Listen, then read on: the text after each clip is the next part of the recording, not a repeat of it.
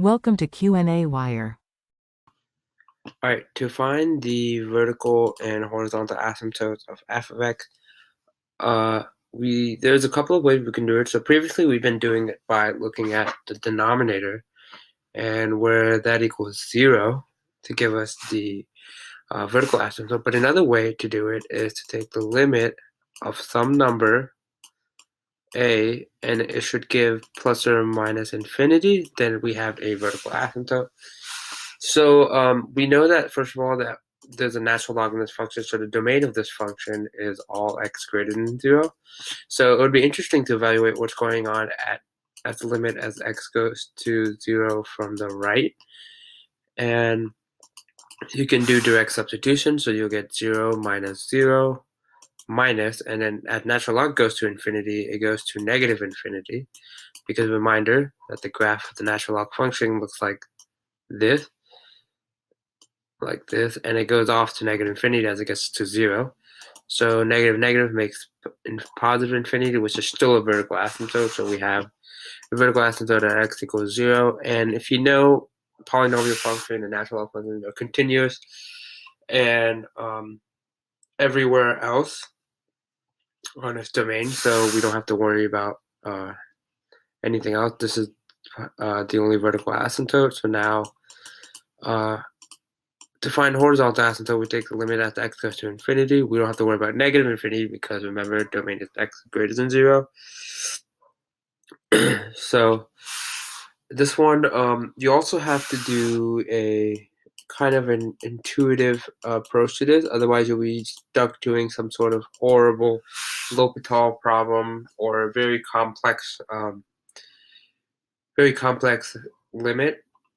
So you can think about it as infinity minus infinity minus some number, because natural log kind of dies off. So infinity minus infinity, that's what what that really gives us is still some form of infinity. So we don't really we have no horizontal asymptote. So no horizontal asymptote.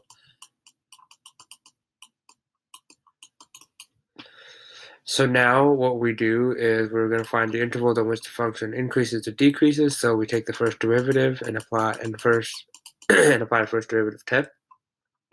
This comes out as 1 minus x over 3 minus 2 over 3x.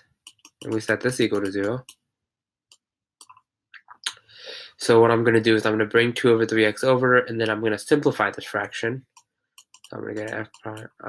let's rewrite this as 3 minus x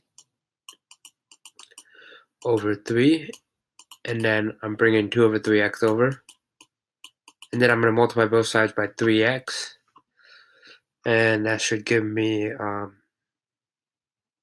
9x minus 3x squared, and it cancels out with the 3, so it'll be, and then when I multiply 3 on both sides, I get 6 here.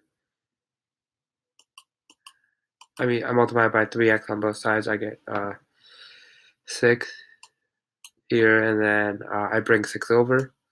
So 9x minus 3x squared minus 6 equals 0. I pull out a factor of 3, and this will give me 3 x minus x squared minus 2, and this equals 0, and this can be factored as x minus 2 times 1 minus x, giving us the solutions x equals 2 and 1. Now we're going to do our sign chart evaluation.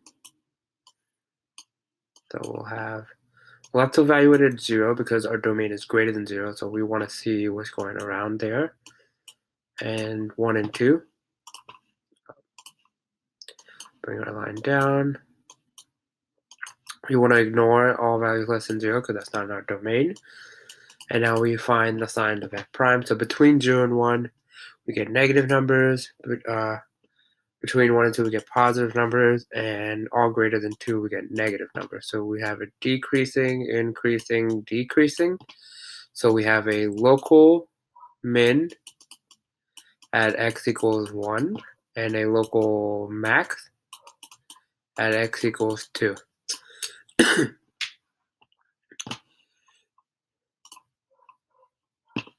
To find the concavity of our function, we have to get the second derivative and apply the second derivative test.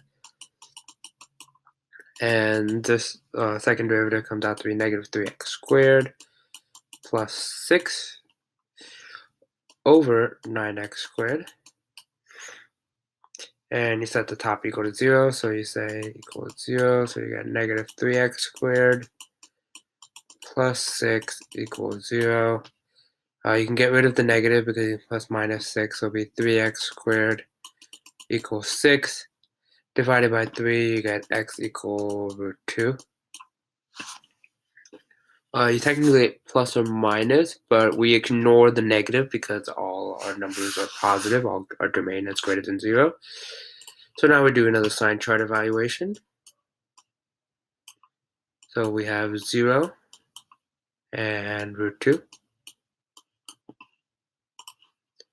So we look at f double prime, we ignore less than 0. So if you plug a number less than, and between 0 and root 2, you get positive number. If you plug a number greater than root 2, you get negative number. So you have concave up, down. So concave up between 0 and root 2. And concave down from negative infinity to, oh no, not negative infinity, sorry about that, root 2 to infinity. Now we have enough information to draw. Oh, I also forgot about the inflection point. So we have an inflection point where it occurs when a sign change and concavity occurs. So that's between, it occurs at root 2. So at x equals root 2. Now we have enough information to draw a graph of f of x. So we know that it is restricted by this domain, so it has to be x greater than 0. We have no horizontal asymptote, and we know it is concave up. So we know that there's a U shape occurring. So it's going to come down to the vertical asymptote as 0. So it's going to come down like this. We have a U shape. We're going to create our local min at 1. We're going to keep going up. And then we're going to switch concavity at root 2, which is approximately right here. And then it's going to increase between 1 and 2. So we're going to get a local max at 2. And then it's still concave down now. And we know it's going to decrease after 2, so it's just going to go down.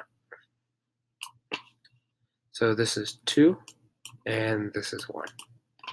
And that is it. That's the graph of f of x.